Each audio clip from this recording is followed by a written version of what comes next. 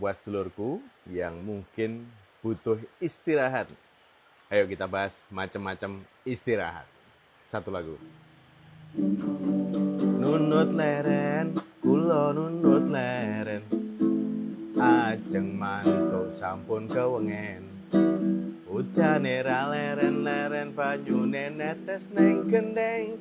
Leren, kulo nunut leren. Musim hujan. Langite peteng dedek, hawane adem banget. Nopo kulo angsal mlebet, kersane tambah anget. Semarang kaline banjir, arep nyebrang wedi kentir. Mbok kulo angsal mampir, kentongan ampun dititir. Satu hal tentang leren atau istirahat ya sedulurku ya.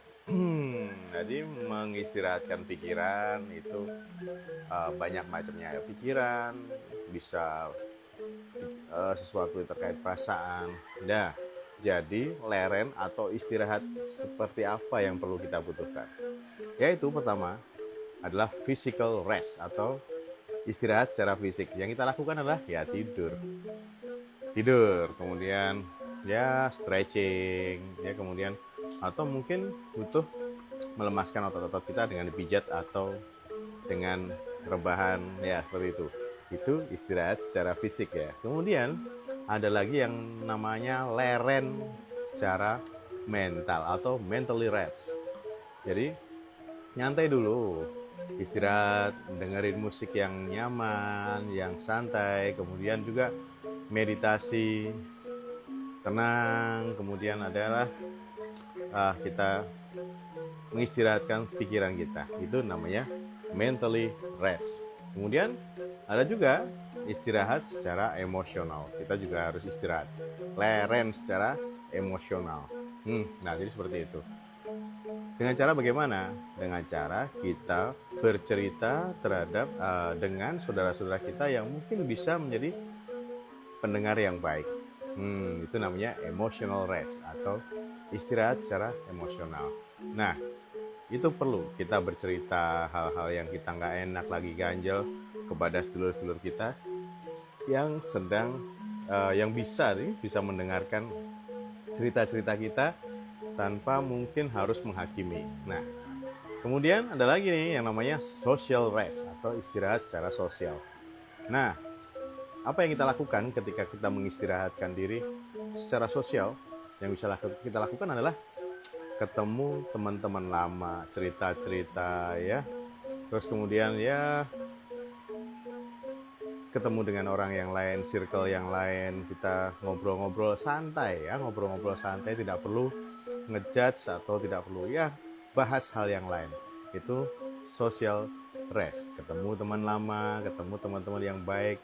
Nah, gitu, itu namanya social rest. Nah, kemudian ada yang dinamakan creative rest. Jadi ya meskipun kayaknya kita nggak ngapa-ngapain ya, yang bisa kita lakukan untuk secara creative rest yaitu mungkin jalan-jalan ya, kemudian meditasi, kita journaling, terus kemudian kita baca buku ya, itu namanya creative rest. Jadi mungkin setelah kita kerja seharian dengan sesuatu yang monoton, kita perlu hal yang lain dengan cara baca buku, jalan-jalan ya.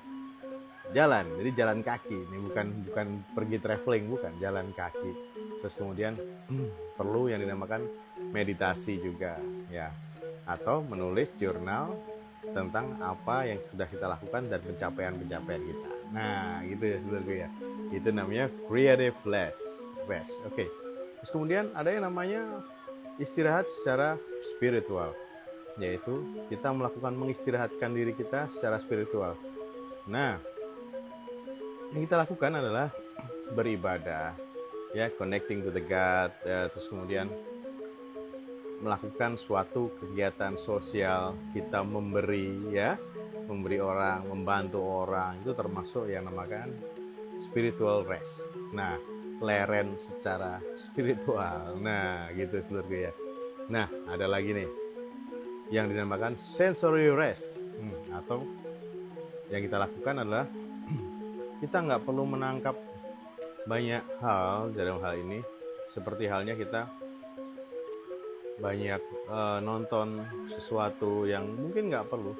Udah matiin device kita, laptop kita matiin, kita istirahat dulu. Terus kemudian kita cari tempat yang nyaman, kemudian nah kalau bisa kita jalan-jalan ke alam sekitar.